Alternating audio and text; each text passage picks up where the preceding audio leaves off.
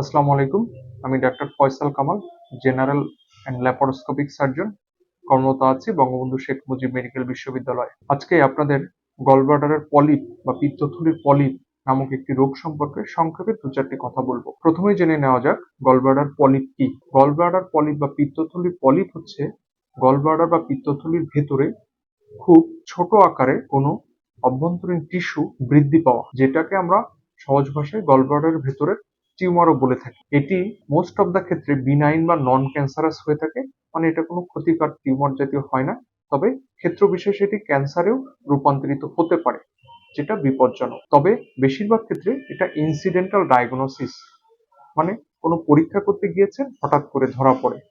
বিশেষ করে আল্ট্রাসোনোগ্রাম করতে গিয়ে এটা ধরা পড়ে থাকে। এখন আসুন জেনে নেওয়া যাক এই গলব্লাডার পলিপের লক্ষণ সমূহ। অনেক সময় দেখা যায় ডান পাশে পাঁজরের নিচে সামান্য ব্যথা করতে পারে, বমি বমি ভাব হতে পারে, খাদ্যে হজমের সমস্যা হতে পারে, অথবা অন্যান্য বিভিন্ন রোগের সাথে মিলে অন্য ধরনের এক ধরনের প্রদাহ বা সমস্যা তৈরি করতে পারে। তবে বেশিরভাগ ক্ষেত্রে আমরা বলে নেই এটি সর্বদা। এখন আসা যাক গলব্লাডারের পলিপের লক্ষণ সমূহ।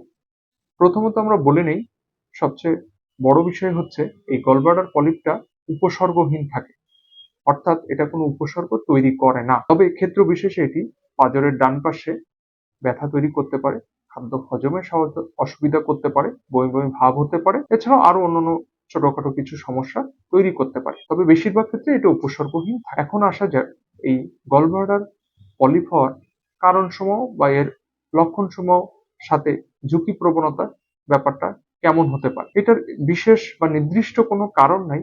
তবে দেখা যায় গলব্লাডারে যাদের নিয়মিত প্রদাহ হয়, ক্রনিক কোলেসিস্টাইটিস, তাদের ক্ষেত্রে অনেক সময় দেখা দিতে পারে গলব্লাডারে কোলেস্ট্রল জমা হয়ে এটা কোলেস্ট্রল পলিপ তৈরি করতে পারে। অনেক সময় দেখা যায় অনেক বংশগত কারণে এটা গলব্লাডারে দেখা দিতে পারে, অথবা স্থূলতা, অথবা যারা বেশি ফ্যাটি ফুড খেয়ে থাকে তাদের ক্ষেত্রেও এটা দেখা দিতে পারে।